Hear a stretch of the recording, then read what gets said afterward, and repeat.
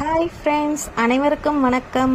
இன்றைக்கி நம்ம என்ன பார்க்க போகிறோம் அப்படின்னா, குழந்தைங்களுக்கு பிடிச்ச உருளைக்கிழங்கு சாதம். இது பெரியவங்களுக்கும் சாப்பிடலாம், பெரியவங்களும் விரும்பி சாப்பிடுவாங்க.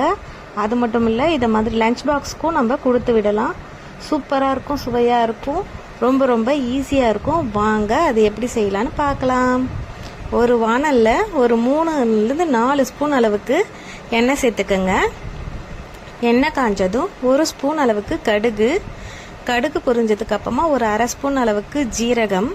இது ரெண்டும் பொரிஞ்சதுக்கு அப்புறமா நான் ஒரு 3 கிராம்பு, ஒரே ஒரு பிரிஞ்சி இலை, ஒரே ஒரு சின்ன பட்டை, இது 3த்தையும் எடுத்திருக்கேன். இது சேர்க்கும் போது நமக்கு சாப்பாடு ரொம்ப நல்ல வாசனை கொடுக்கும், சாப்பிட்றதுக்கும் இன்னும் நல்ல டேஸ்ட்டாக இருக்கும். அதனால் இதை நம்ம சேர்த்துக்கலாம். அதுக்கப்புறம் ஒரு கொத்து கருவேப்பிலை, அப்புறம் பொடியாக நறுக்கின மீடியம் சைஸில் 2 வெங்காயம் நான் சேர்த்துருக்கிறேன். இது எப்படின்னா, பெரியவங்க ஒரு 2-3 பேர் தாராளமாக சாப்பிட்லாம். அந்த அளவுக்கு போதும். இந்த அளவுக்கு சேர்த்திங்கன்னா ஒரு 2-3 பேர் அளவுக்கு தாராளமாக சாப்பிட்டுக்கலாம்.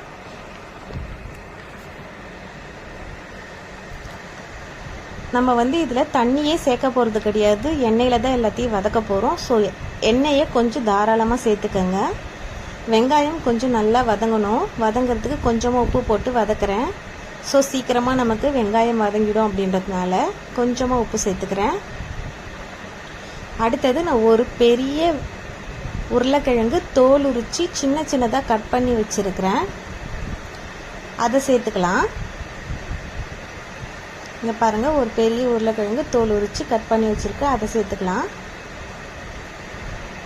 அதுவும் சேர்த்து எண்ணெயிலே நல்லா வதக்க போகிறோம். இப்போ நம்ம உருளைக்கிழங்கு சேர்த்ததுக்கு அப்புறமா ஒரு 3-5 நிமிஷம் வரைக்கும் சிம்மில் வச்சு நல்லா வதக்கி விடணும். உருளைக்கிழங்கு நல்லா வேகணும்.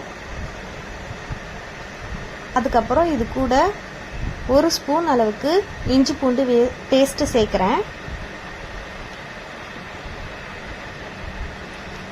இஞ்சி பூண்டு பேஸ்ட்டோட பச்சை வாசனை போகணும். அப்பப்போ கிளறி விடுங்க. ஒரு 5 நிமிஷம் வரைக்கும் உருளைக்கிழங்கு சிம்மில் வச்சு வதக்கி விடுங்க. அப்பப்போ எடுத்து உருளைக்கிழங்கு நல்லா வெந்ததுக்கு அப்புறமா நம்ம கரண்டியை வச்சியோ இல்லை கையை உருளைக்கிழங்கு நல்லா வெந்திருக்கணும். அங்கே பாருங்கள், நான் கரண்டி வச்சு நசுக்கி காமிக்கிறேன். உருளைக்கிழங்கு நல்லா வெந்திருக்கு.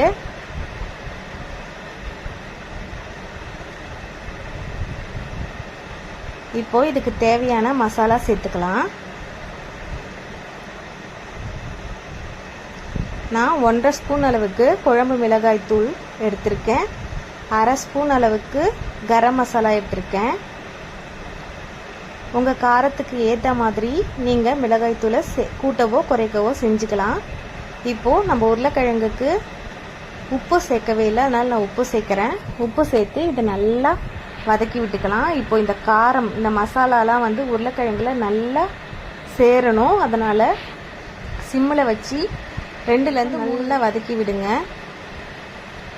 பாருங்கள், உருளைக்கிழங்குல மசாலாலாம் நல்லா இறங்கிடுச்சு.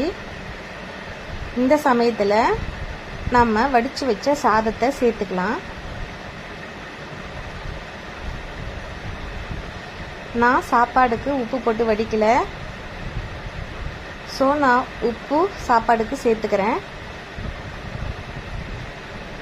உப்பு சேர்க்கும் போது பார்த்து சேருங்க. நான் உருளைக்கிழங்குக்கு மட்டும்தான் உப்பு சேர்த்துருந்தேன், அதனால் சாப்பாடு சேர்க்கும்போது கொஞ்சமாக உப்பு சேர்த்து வதக்கிக்கிறேன்.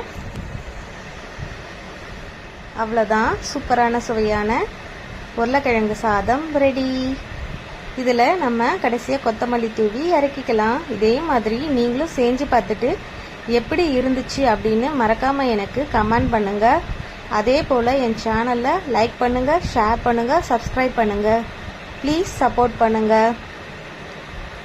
இது ஒரு சூப்பரான லஞ்ச் பாக்ஸ் ரெசிபி. பெரியவங்க சின்னவங்க எல்லாரும் எடுக்கலாம். பத்தாதுன்னு நமக்கு இது தேவை கிடையாது. அப்படியே இதில் இருக்க உருளைக்கிழங்கு வச்சு சாப்பிட்டுக்கலாம். பா.